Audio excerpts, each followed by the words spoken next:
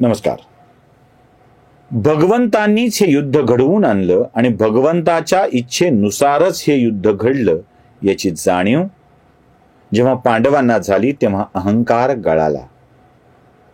मी हे घडवलंय, मी सर्वश्रेष्ठ योद्धा होतो, माझ्यामुळं हे घडलं, हे अर्जुनाच्या मनातूनही निघून गेलंय, भीमाच्या मनातूनही निघून गेलंय, सगळ्या पांडवांच्या मनातून निघून गेलंय. आणि मग स्वच्छ निर्मळ मनाने आपल्या विजयाचा आनंद साजरा करतात. पांडव आणि उरलेलं सैन्य कौरवांच्या शिबिरामध्ये आनंदोत्सव साजरा करताय आणि आता हे राज्य पांडवांचं झालं याचा आनंद त्यांच्या मनामध्ये आहे. हा जय जयकार जय घोष सुरू असतानाच इकडे आणखी एक गोष्ट घडत होती. युद्धभूमीवर जखमी होऊन पडलेल्या दुर्योधनाच्या जवळ कृपाचार्य, कृतवर्मा आणि अश्वत्थामा उभे आहेत. अश्वत्थामाच्या डोळ्यातून आसवं उघळू लागली आणि पांडवांच्या शिबिरात चालू असलेला जय जयकार जय घोष आणि आनंदाच्या गोष्टी बघून याचा राग अधिक वाढू लागलाय. या पांडवांना विजय मिळालाय असं वाटतंय, पण हे युद्ध अजून संपलेलं नाहीये. अश्वत्थामा फार छान वाक्य बोलतोय. आजकाल आपण ते म्हणतात ना, हे युद्ध अजून संपलेलं नाही कारण मी हरलेलो नाही. पांडवांना तुम्ही जिंकला असाल, पण माझा मित्र दुर्योधन अजून हरलेला नाही आहे. तो अजून जिवंत आहे आणि तो हरलेला नाही, आणि जोपर्यंत हरणार नाही तोपर्यंत हे युद्ध संपणार नाही. अश्वत्थाम्याचे हे बोल ऐकून दुर्योधनाच्या मनामध्ये खूप चांगल्या भावना निर्माण होतात. तो म्हणतोय, होय अश्वत्थामा, तू खरा योद्धा आहेस, तू खरा योद्धा आहेस, आणि तू या लढाईत सेनापतीपेक्षा कमी नाही आहेस. भले ही सैन्य तुझ्याकडे नसेल, आता तुम्ही तिघेच असाल, भले ही सैन्य तुमच्याकडे नसेल, पण तू खरा योद्धा आहेस.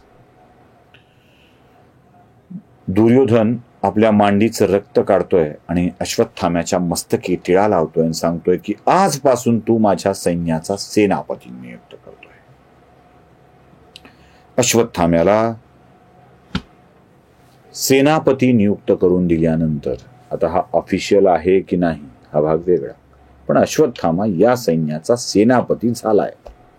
राजाने सेनापती घोषित केलाय. खरं तर भीम पडला तेव्हाच हे युद्ध संपलं होतं, पण अश्वत्थामा म्हणतोय ना, हे युद्ध अजून संपलं नाही कारण माझ्या मित्रांना अजून पूर्णतः हार मानलेली नाहीये, मी संपवून दाखवेन. आचार्य, कुलगुरू, कृपाचार्य अश्वत्थाम्याला म्हणतायत, अश्वत्थाम्या, तुझ्या मनात तर युद्ध सुरू ठेवायचं आहे, पण हे युद्ध तू कसं लढणार आहेस? कारण सैन्य म्हणून तर आता आपण फक्त 3 उरलोत आणि जखमी झालेला पडलेला दुर्योधन. नाही म्हणायला पांडव 5 आहेत, आपण 3 आहेत. त्यांच्या सोबत कृष्ण आहे आणि काही सैन्यही उरलंय. अशा स्थितीत हे युद्ध लढता येणं शक्य नाही. अश्वत्थामा सांगतोय, मैदानावरचं युद्ध संपलं असेल, पण मैदानाबाहेरचं युद्ध मात्र सुरू आहे. मी रात्रीच्या अंधारातलं युद्ध लढेन. कृपाचार्य म्हणतात, हा अधर्म होईल. तो म्हणला, कसला धर्म आणि कसला अधर्म?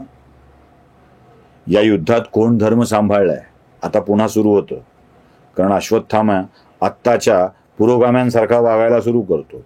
काय असतं, आपल्या चुका ढळढळीतपणे समोर येऊ लागल्या की त्या चुकावर पांघरून घालून आपण योग्य कसे असतो हे सांगण्याची स्पर्धा लागते, आणि मग योग्य वागलेला कसा वाईट वागला हे सांगायचं असतं. मग अश्वत्थामा सांगतोय, कसला धर्म आणि कसला अधर्म घेऊन बसलात कृपाचार्य? कृपाचार्य याचे मामा, कारण कृपाचार्यांची बहीण कृपी ही द्रोणाचार्यांची पत्नी, आपल्या आईचा भाऊ म्हणजे मामा. हा मामाला सांगतोय, कसलं घेऊन बसलाय धर्म आणि कसलं अधर्म? ज्यावेळी अंगराज कर्णाला मारला गेलं त्यावेळेला पाळला गेला होता का धर्म? ज्यावेळी भीष्मांना मारलं त्यावेळेला पाळला गेला होता का धर्म? ज्यावेळी माझ्या मृत्यूच्या खोट्या अफवा पसरवल्या गेल्या त्यावेळेला पाळला होता का धर्म? माझा मृत्यू झालाय असं सांगून माझ्या पित्याला निशस्त्र व्हायला लावलं त्यावेळी पाळला गेला होता का धर्म? तुमची बहीण विधवा झाली त्यावेळी धर्म कुठे पाळला गेला होता? कसला धर्म सांगताय कृपाचार्य? मामा कसला धर्म सांगताय? इथे तिकडे एका मामाने भाचे बिघडवले आणि इथं भाच्यानं मामा बिघडवला. ते म्हणले ठीक आहे, बघ बाबा काय करायचं ते कर. तुम्ही सोबत आहात की नाही सांगा. आत्ता मी दुर्योधनाच्या उरलेल्या सैन्याचा सरसेनापती आहे. शिल्लक सेनेचा सरसेनापती हो, शिल्लक सेनेचा सरसेनापती. तो म्हणला ठीक आहे, आता काय सरसेनापती सांगतोच आहे म्हटल्यावर शिल्लक सेनेचा का असेना, ऐकायला पाहिजे. आणि मग तो योजना आखतोय. काय योजना कसली? याला कुटील डावच म्हणायचं. जेव्हा आजचा सगळा आनंदोत्सव संपेल, रात्र होईल आणि या रात्रीच्या वेळी सगळे शांत झोपलेले असतील, तेव्हा शांत झोपलेल्या पांडवांचा त्यांच्या शिबिरात जाऊन खात्मा करायचा मामा. तो म्हणतो बघ रे, हा नाही वाटत मला हे योग्य आहे म्हणून. तुम्हाला काय करायचं आहे हे काम मी करतो. कृपाचार्य कृतवर्मा बाहेर पहारा देत थांबायचं आणि आत जाऊन अश्वत्थाम्याने पांडवांचा बळी घ्यायचा हे ठरतं. अंधाराची वेळ आहे, दीपनिर्वाण झालाय, एखाद दुसरी मशाल पेटतीये आणि पांडवांच्या शिबिरामध्ये जे कौरवांचं होतं त्यात हा घुसलाय. आता कोण कुठे कुणाची राहुटी कुठे हे त्यालाही माहित नाही, कारण ज्या कौरवांच्या होत्या त्यालाच तो समजायचा आहे, तिथेच त्यानं बघायचं आहे. त्याला कळतं की एका तंबूच्या बाहेर शिखंडी आणि दृष्टद्युम्न द्रौपदीचे भाऊ झोपलेले आहेत. शिखंडी आणि दृष्टद्युम्नाला बघितल्याबरोबर अश्वत्थाम्याच्या मनामध्ये प्रचंड राग निर्माण होतो आणि आधी तो तलवार शिखंडीच्या मस्तकावर चालवतो. आता दृष्टद्युम्नाची वेळ असते, कारण याच दृष्टद्युम्नाने द्रोणाचार्याचा गळा चिरलेला असतो. अश्वत्थामा बाहेर झोपलेल्या दृष्टद्युम्नाच्या गळ्यावरती सापकन तलवारीचा वार करतो आणि एका क्षणात दृष्टद्युम्न तिथेच गतप्राण होतो. अंधारात केलेला हल्ला. शिल्लक सेनेचा सरसेनापती नेहमी हल्ला अंधारात करतो हे लक्षात ठेवा. अंधारातच करतो आणि तो आत जातोय. एका लाईननी एका ओळीत 5 योद्धे झोपलेले आहेत.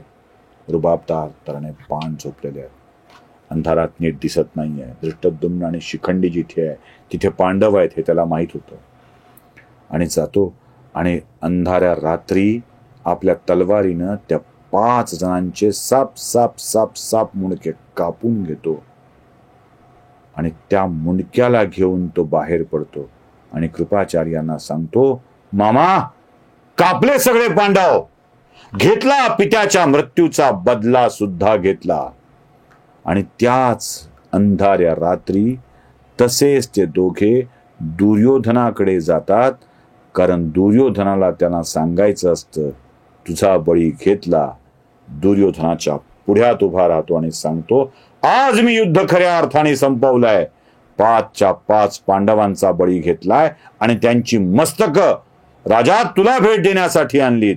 दुर्योधनही आनंदात आहे आणि तो म्हणतो, अरे दाखव मला एकदा ती मस्तक. अश्वत्थामा ती मस्तक दुर्योधनाला दाखवायला पुढे घेऊन जातोय आणि काय होतंय ते बघूया पुढच्या भागात.